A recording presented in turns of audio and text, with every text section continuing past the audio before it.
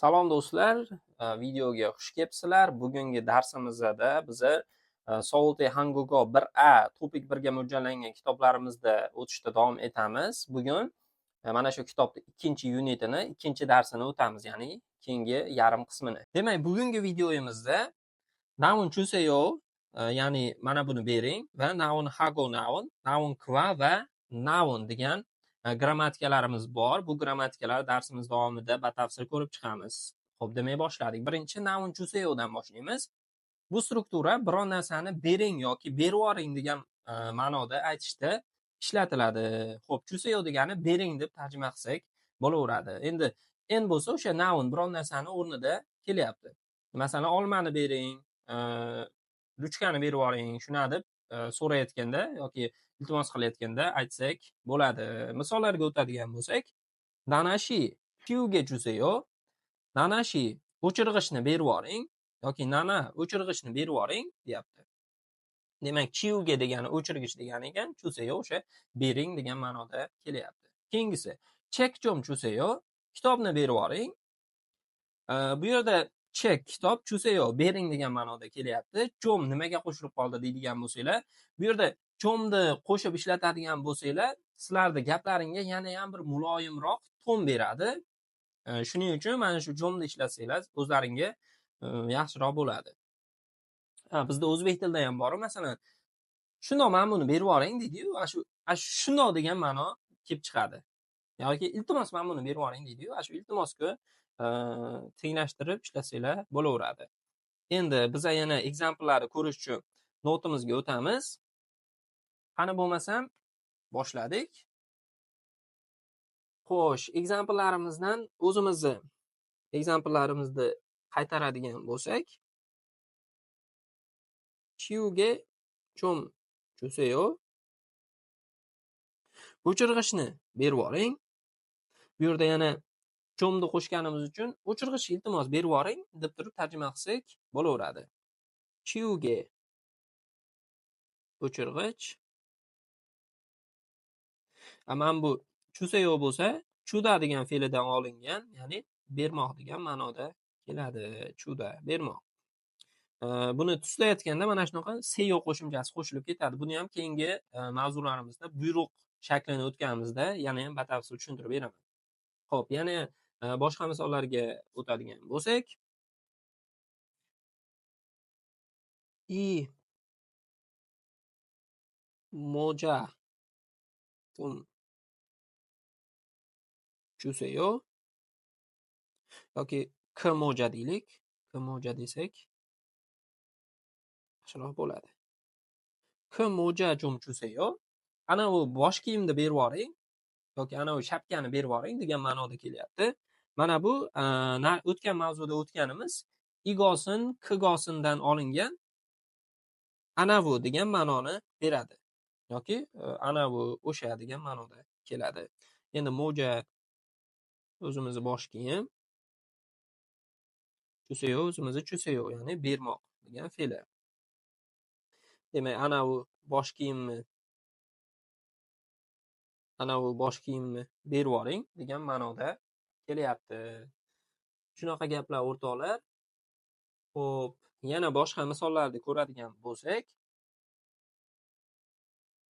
masalan, bola kelib turib dadasidan so'rayapti. Tonjom chuseyo deyapti. Pul bering deyapti. Pul iltimos bering deyapti-da. Pul yo'q ekan endi maktabga borganda, maktabga ketishdan oldin pul so'rash kerak, to'g'rimi? Ton degani pul degani ekan. Shunaqa gaplar o'rtoqlar. Xo'p, endi chuseyoni ko'rgan bo'lsak, keyingi grammatikamizga o'tamiz. Noun hago, noun yoki noun kva va noun. Buni ma'nosi oddiygina bilan yoki va deb tarjima qilsak bo'laveradi. Ya'ni ikkita so'zni bir-biriga bog'lashda ishlatiladi. Masalan, kolla hago pija chuseyo.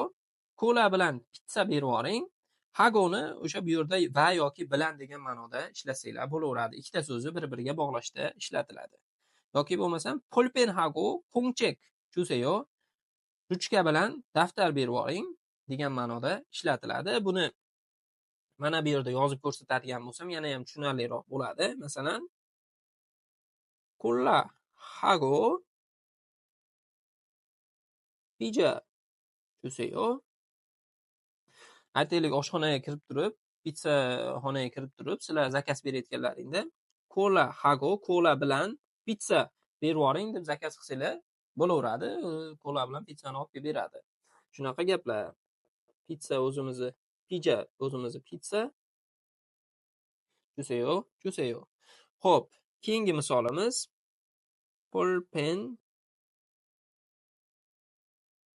볼펜하고 공책 juseyo. Endi bu bola konstavarga boribdi. Ruchka bilan daftar bering, deyapti ekan. Ruchka bilan daftar berib yuboring, deyapti ekan. Polpenni bilamiz, konchekni yozib qo'yishimiz kerak. Konchek degani daftar degani ekan. Shunaqa gaplar o'rtoqlar. Endi kva bilan vani o'tamiz. Noun kva va noun. Bu ham hago bilan almashtirib ishlatsa bo'laveradi. Bir xil ma'nosi, faqatgina mana bu kva va ko'proq rasmiy holatlarda yoki yozuvda ishlatiladi. Shuni e'tiborga olib qo'yasizlar. Hago bo'lsa, o'sha norasmiyroq holatlarda ishlatilar ekan. Misol uchun mana bu kolla hago deyishni o'rniga kolla va bibimbap. Kolla va bibimbap juseyo desanglar bo'laveradi. Kola bilan bibimbap berib yuboring desanglar bo'laveradi. Bu yerda va so'zi o'zimizni va degan ma'noda kelyapti ekan. Mana bir xil so'z, bir xil ma'noda kelyapti. Shunaqa gaplar. Endi bibimbap ham koreyslarning ovqati, asosan o'sha sabzavotlar qo'shiladi. Bizda chet elliklar yeyishi mumkin bo'lgan kammisolli ovqatlardan bittasi.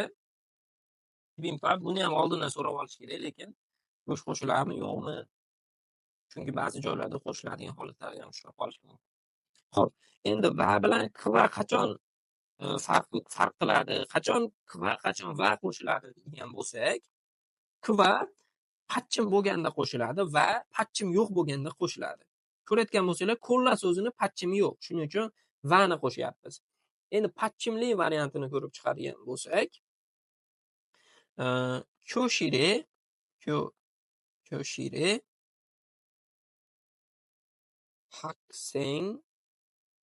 학생과 선생님이 있어요. Demak, ko'shil degani sinfxona degani. Sinfxonada hakseng o'quvchi, talaba va sonsengnim o'qituvchi bor, deyapti ekan. Endi bu yerda yangi so'zlarimizni ham yozib qo'yamiz. Ko'shil sinfxona, hakseng talaba, sonsengnim o'qituvchi yoki ustoz desak ham bo'laveradi. Shunaqa gaplar o'rtoqlar. Menimcha kva bilan vani farqini tushundinglar. Endi yana bittasi bor. Rang degani ham bor. Bu ham bir xil va yoki bilan degan ma'noda keladi. Bir xil, faqat bu eng norasmiysi. Eng o'sha o'rtog'ingiz bilan do'stona gaplashayotganda mana shu rangni ishlatsanglar bo'laveradi. Faqat buni o'sha rasmiy joylarda ishlatib bo'lmaydi, ishlatib yurmanglar. Koreyslar juda ham noto'g'ri tushunishi mumkin. Misol aytadigan bo'lsak, 저는 친구랑 살아요. Men o'rtog'im bilan yashayman degan ma'no kelib chiqadi. Demak, bu yerda chingu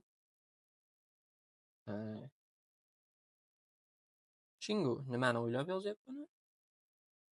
Chingu o'rtoq, salda degani yashamoq degani. Demak, men o'rtog'im bilan yashayman degan gap kelib chiqyapti. Xo'p, endi qisqacha umumiy qilib xulosa qiladigan bo'lsak, biz o'tdik hagoni, biz o'tdik kva vani va yana biz o'tdik rangni.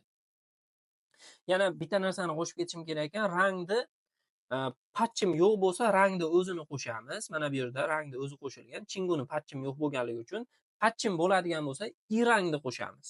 Masalan, hakseng rang sonsengning. Ya'ni o'quvchi bilan o'qituvchi, talaba bilan o'qituvchi deyilyapti. Bu yerda haksengni mana bu ing so'zi, ing harfi patchimga tushib qolganligi uchun i rangni qo'shyapmiz. Rangni emas, i rangni qo'shyapmiz. Shunisida farqi bor. Xo'p, endi xulosa qiladigan bo'lsak, hagoyam va degani, kva va ham va degani, rang ham va degani. Faqatgina bularning ichidan eng rasmiysi mana bu. Vashi super rasmiysi mana shu. O'sha yozuvlarda ko'proq rasmiy holatlarda ishlatiladi. Undan sal norasmiyrog'i mana bu. Ikkinchi o'rin, mana bu birinchi rasmiy, bu ikkinchi rasmiy, mana bu vashi norasmiysi buni. Vashi o'rtoqlar bilan gaplashayotganda mana shu rangni ishlatsanglar bo'laveradi. Shunaqa gaplar o'rtoqlar. Endi yana biz dialogimiz bor. Dialogni ko'rib, sizlar bilan tahlil qilib chiqamiz. Yana bu yerda Ajumoni bilan Julian gapiryapti. Ajumonini o'tgan safar aytgandik, xola degani. Ketdi demak. Ajumoni asosiyo deyapti. Asosiyo degani xush kelibsiz degani. Har qanaqa shu do'konlarga, oshxonalarga kirganingizda sizni birinchi asosiyo deb kutib olishadi. Endi xola asosiyo deyapti ekan, xush kelibsiz. Julian gapiryapti. Shimmun issoyo. Demak, ko'rinishidan bu konstavarga kiribdi. Chunki Shimmun degani gazeta degani. Gazeta bormi deb savol beryapti ekan. Ajumoni so'rayapti. Yana mana bu yerda xato ketibdi. Mana bu tepasidagi chapkachasi bo'lmaydi o'rtoqlar. Ajumoni yana aytayapti. Ne issoyo? Ha, bor.